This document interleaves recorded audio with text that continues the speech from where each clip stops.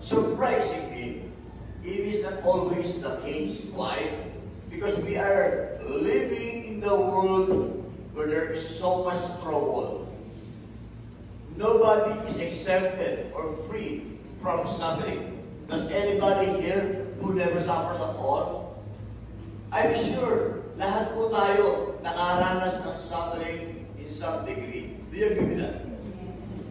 One or the other, we suffer, whether physical, emotional, mentally, whatever capacity or level of suffering that we have gone through in our lives, we are all suffering.